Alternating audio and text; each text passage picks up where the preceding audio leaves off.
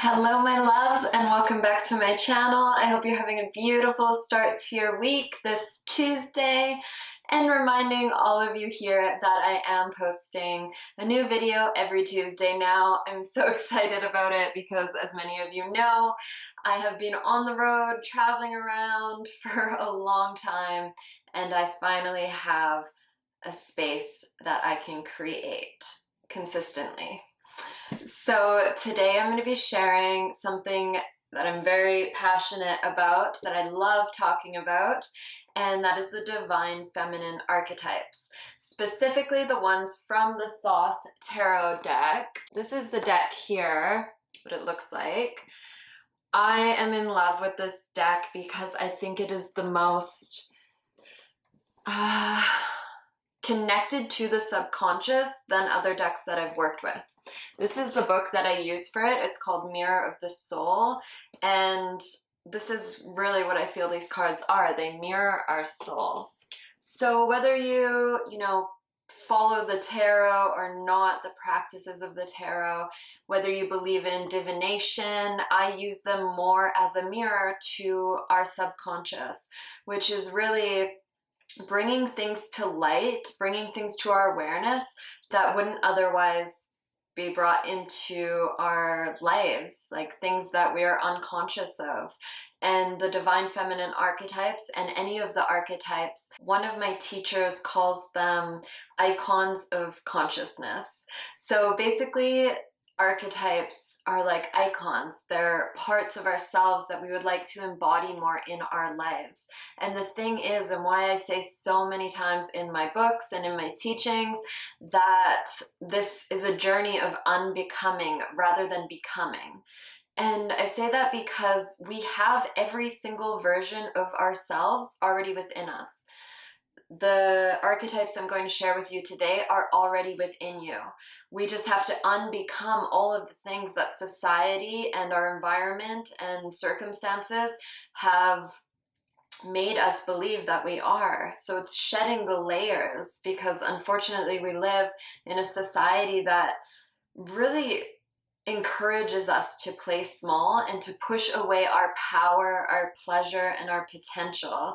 So by bringing these archetypes, there's a fly in here, you might see it flying around, it's been going crazy for a bit. So with these archetypes, we can bring them into our lives, and we're really activating this part of ourselves that's already within, because we are limitless beings. Our potential is limitless, and it is a journey to release the things we have learned, to come back to self-love and to come back to ourselves. So that's why we use archetypes. That's why I use them.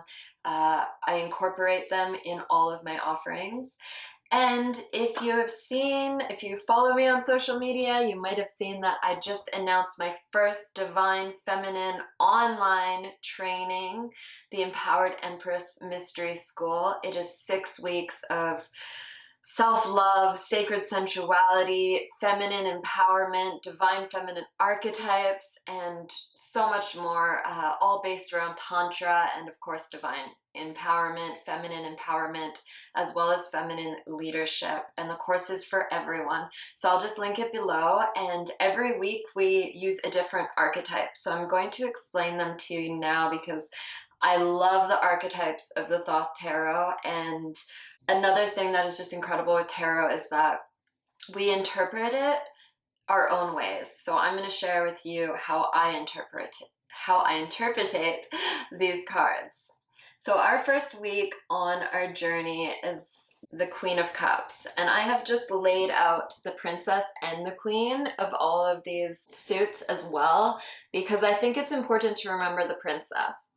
And I want to say the Princess sometimes I feel gets like hated on a bit. Like, oh, the princess, you think of like very self-important and whiny, or like self-entitled, immature. For me, the princess is very necessary in our journey. She reminds me of the story of the Wizard of Oz, Dorothy. She kind of starts off as a princess where she's very dreamy and innocent and she hasn't been through much. And she also doesn't know her power yet.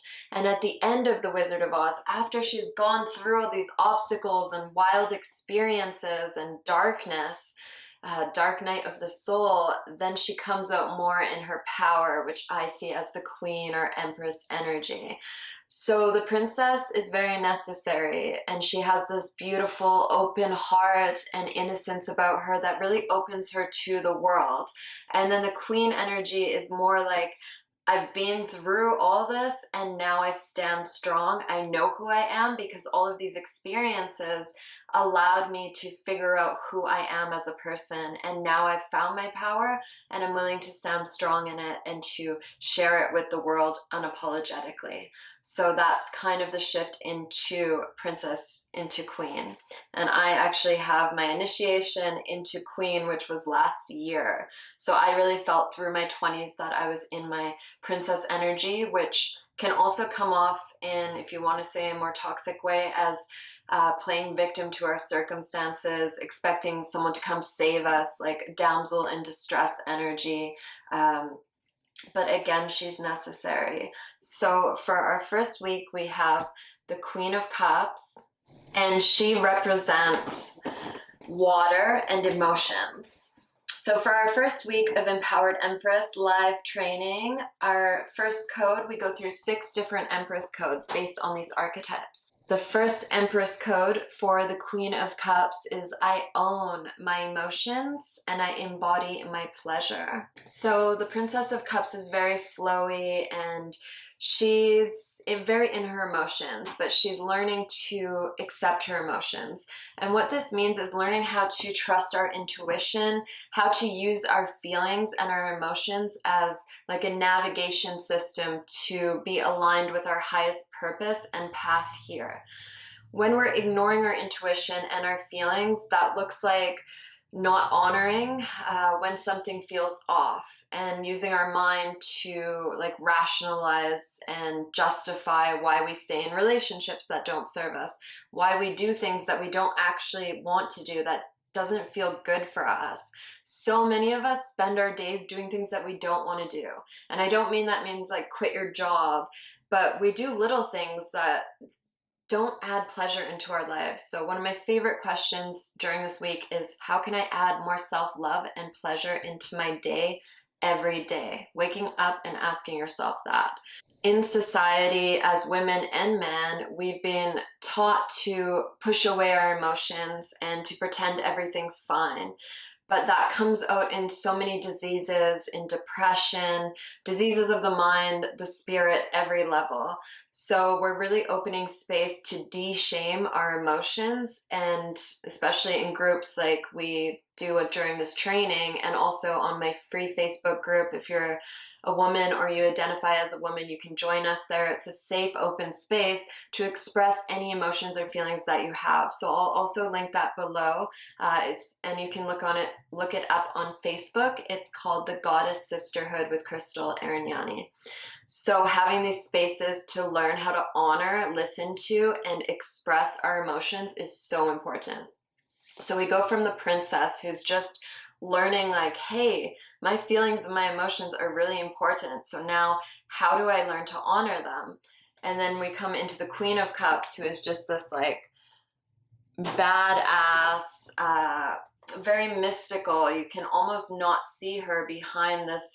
It's like a mist over the water is how I see it. And that's because she is of the subtle realms. She's of the spiritual realms. She's not completely in the physical. So she's honoring her emotions. She's listening to them. She's listening to the more subtle whispers of the soul and acting from there, rather than just everything in front of her, worrying what other people will think. She says, this is how I feel, and whether you like it or not, I'm going to express it and honor it because that's what feels good and pleasurable for me. And in the training, we also go into Tantra and learning how to please ourselves and just how to feel good, because it's so important for us to learn how to please ourselves on all levels, not just sexually, but on all levels, and self-love, just feeling good, like opening to that. We have literally potential for limitless pleasure in every moment. So we open the senses, we honor the feelings, and we really become comfortable with expressing our pleasure and opening the portals of pleasure to each moment, the depths that each moment contains, because each moment has blessings and lessons. So that is the Queen of Cups. There's seriously so much I could say about these archetypes. I'm going to try to not make this video too long, but I just love talking about them so much. Okay, so the next one on our second week, we do the Queen of Swords. And so we've done the emotions and the feelings, and now we've moved on to the mind, which is very important, as our mind, our thoughts create our reality. So this week we really pay attention to the thoughts, the limiting beliefs, what we're telling ourselves that's not serving us, that's not allowing us to expand and to grow. And the Princess of Swords is basically like fighting off. She's actually destroyed. So she's destroyed the ego. She's having an ego death, and she's fighting it off with her sword. She represents this cutting through. I call it her sword of discernment and clarity. So week 2's Empress Code is I cut through the veils of illusion with my sword of insight and clarity. And here you can see the Queen of Swords. She's holding a mask, a head in her hands, and in many traditions such as Hinduism, the head represents the ego, as you see Kali Ma with the skulls, and she's holding skulls and sometimes holding a head that represents the ego. So the Queen of Swords has slayed the ego, and she's cut through the veils of illusion. She's released the masks that have been holding her back. So in our training in this week, we learn how to let go of the parts of ourselves that are no longer serving us. And this might be the princess parts of ourselves. So we write a goodbye letter to the different parts of us that we're ready to let go of. And this can be a very actually challenging part to do, because we hold on to these because we become comfortable in them. And it's hard to let what we become comfortable and familiar with go, but it's necessary if we want to step in to this new phase of our lives, if we want to have this rebirth, this initiation into this queen, this empress energy. So our next archetype is personally my favorite of the queens on this deck, and that is the Queen of Discs, also known as in other decks, the Queen of Pentacles. So the princess here she looks like she's standing over a mountaintop. She's pregnant, her belly is big, and she's overlooking something that's coming. It's like something's on its way. And then the Queen of Discs is up on this pineapple, looking behind her at this desert, this arid desert, and it's like this windy road. So the way I interpretate this is that the Princess of Discs is pregnant, and she's pregnant with ideas. This doesn't mean, it can mean with life, but it can also mean with ideas, with projects, with things that she wants to manifest, but she hasn't yet. And I like to see it that she is like learning right now, because she's holding this yin yang symbol in her hands. So she's learning how to balance her feminine and masculine energies. She's learning how to come into her power, how to embody her feminine essence. But there's something coming. And if you look at the Queen of Discs, what was coming could have been this windy road. So I have all these ideas and I'm going to go through it, but it's not just going to be this easy path. I'm going to have to learn all these things until I can become the queen who's on her pineapple, which represents fruition. All these ideas have come into fruition, and now she sits like a queen, enjoying life and looking back like, wow, that was a wild ride I just went on, and now I'm here with all of these beautiful things that I've manifested, living my dream life. So this is my favorite card of the deck, probably, because you know, we all go through all our obstacles, but if we keep our vision, like own our vision, keep that vision in mind, that's the vision, hold you up on a pineapple.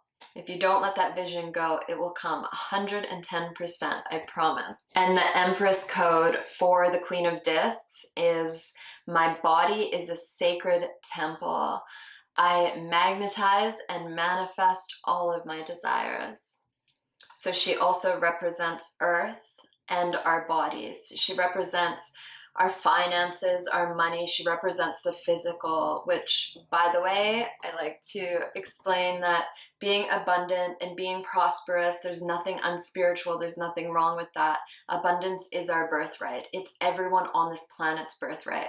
So when we open up and we really live the life of our dreams, and you know, that includes on all levels, even physically, even financially, we give others permission to do the same, and we're able to show up more in the world in our highest potential, and we're able to help others more.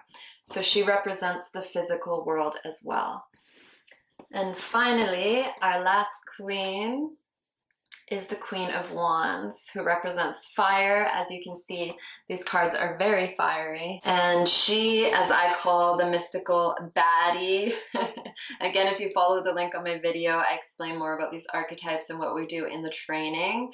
So she is also one of my favorites because she is just really a badass.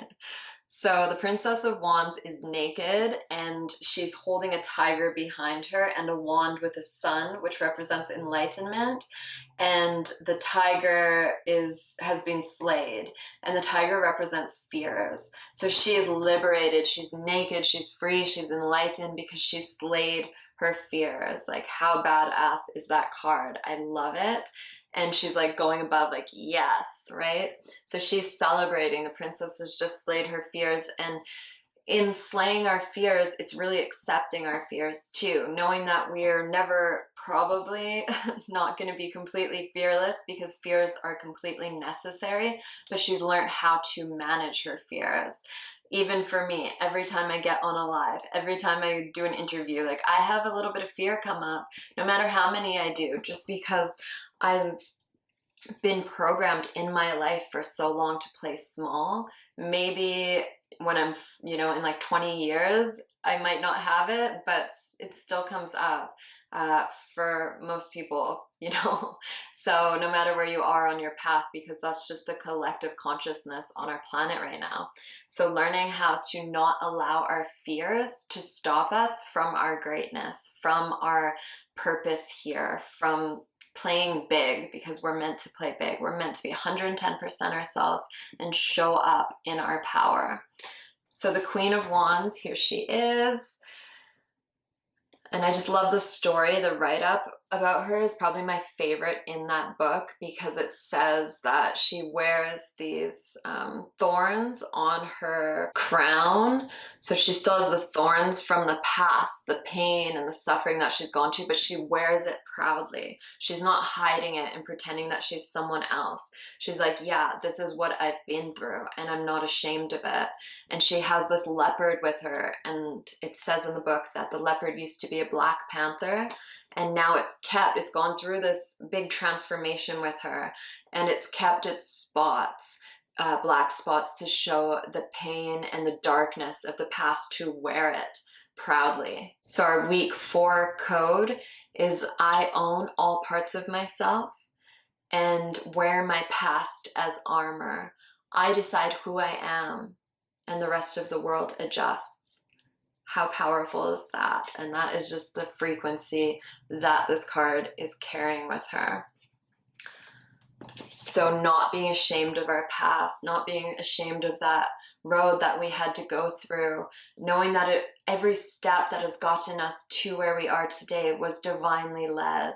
Knowing that, like in The Wizard of Oz, all the things she had to go through were to recognize and embody her power. Because at the start, at the end, the Good Witch says, you've had the power in you all along, my dear. And then I think it's the Scarecrow says, why didn't you just tell her from the start?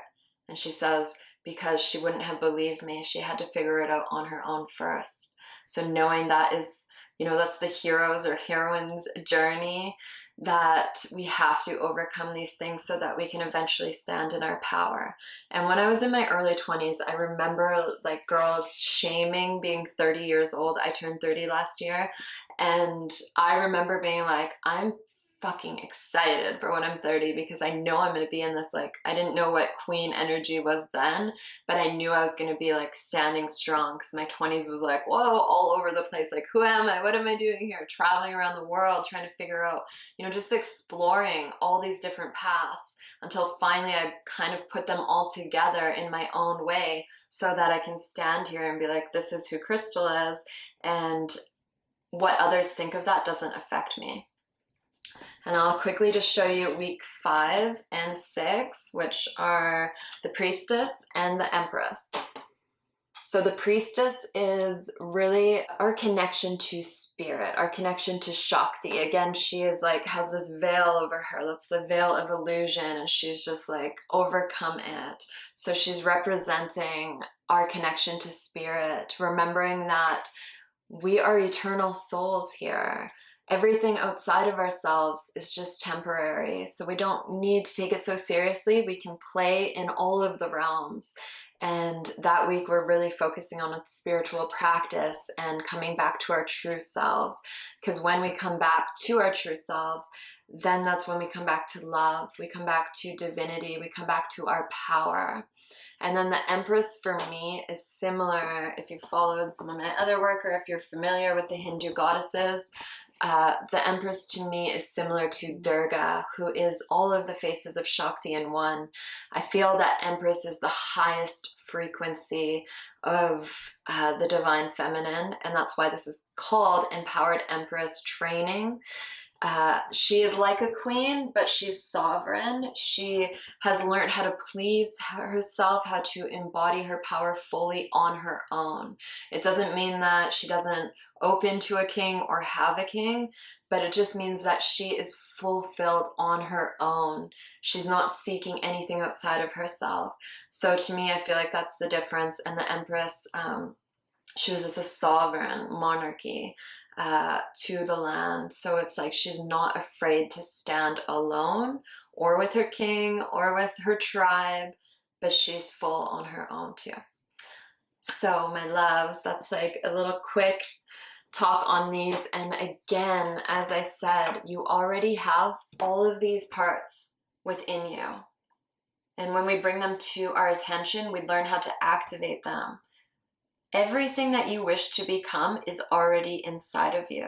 You are enough, you are powerful, you are whole, you have everything that you're searching for already within you, and that's the greatest message of this. All of these offerings that I share with you are essentially just ways to come back to the self and to the remembrance of your amazingness. So thank you so much for watching this, my loves. Again, every Tuesday I have a video, and the live training as I post this video is now half full. So definitely jump on it if you want to join us. We're just under a month away now, but the program and the course material will be available after. But for the live, there are limited spots. So I really hope to see some of you there to connect and to grow with you on this journey.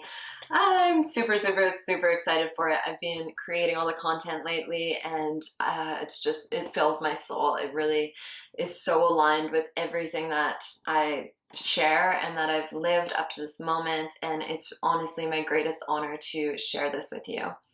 So I will see you all again next week. I hope you have a beautiful day or evening whenever you're tuning into this.